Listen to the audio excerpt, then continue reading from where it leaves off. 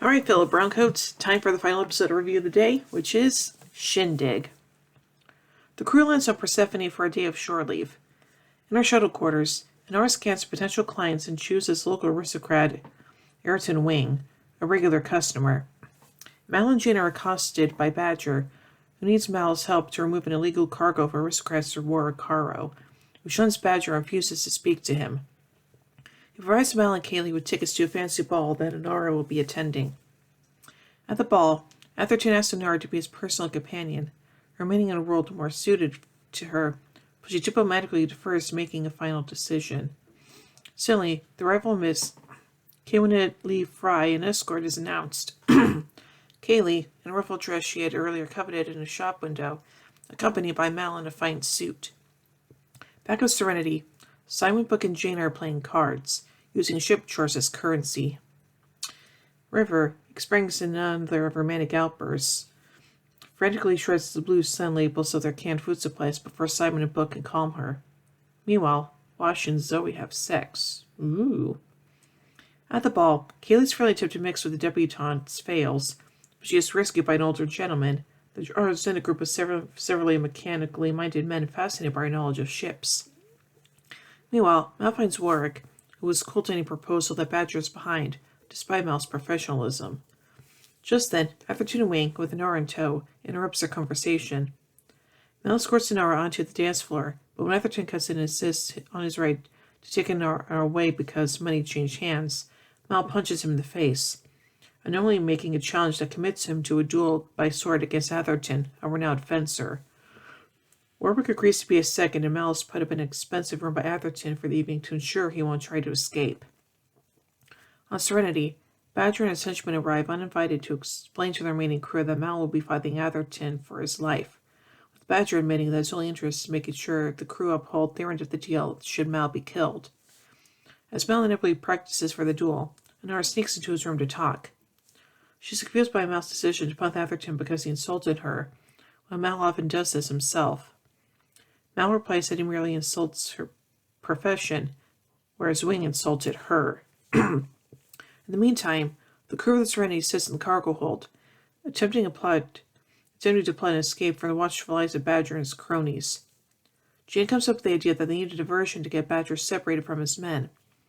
River appears and, in display of her as yet unrevealed talents, converses with Badger in his own accent, reveals his criminal history, and tricks him into thinking she was born on his home planet. River departs, leaving behind a confounded but amused Badger.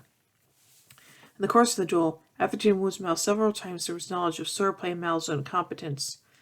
When he has Mal's mercy, turns at a plea from Inara, who offers to stay with him only if he will spare Mal's life. Mal uses distraction to disarm Atherton, deliver a punch to the face, and throw his own broken swordblade at him, stabbing him in the shoulder. Mal stands over the wounded Wing, wielding his own sword.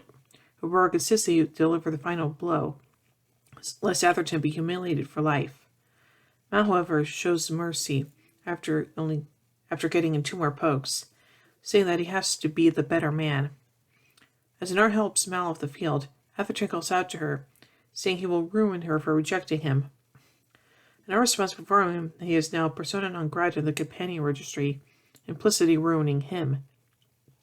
Entertained by Mal's trouncing of the conceited Wing, and impressed by his tenacity, Warwick agrees to send his cargo with Mal.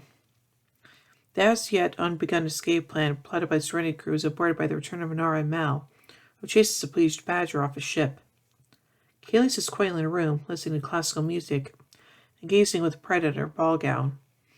Inara and Mal share a moment on the cargo bay landing, watching over the cargo from Harrow, a bay full of cattle. Wow. So now let's take a look at the production of this episode. The writer of this episode, Jane Espenson, revealed how she enjoyed writing this episode, as it gave her a chance to invent a card game, as well as write dialogue in Jane Austen's style. The swordfight took place near a Disney-owned production facility, so the shots had to be framed to exclude the Country Bear Jamboree barn located in the background. According to the DVD commentary, the role of Badger was originally written to be played by Joss Whedon. Instead, the role was given to Mark Shepard. The ballgown that Nora wears at the ball was actually made up costume designer Shauna Tripkick's wedding dress. The t-shirt that Jane wears during the episode contains the Chinese word Yong, which means soldier or more commonly brave. The shirt also appears in episodes of The Train Job, Ariel, and War Stories. Nice. So overall, I think this is a pretty enjoyable episode, and yeah, the fact they were given cattle as the cargo is kind of funny in a way, so yeah. So overall, I give the episode Shindig 4 fireflies out of 5. Well, anyway, tune in tomorrow as we take a look at the next episode, Safe. So until then, remember everyone, you can't take the sky from me.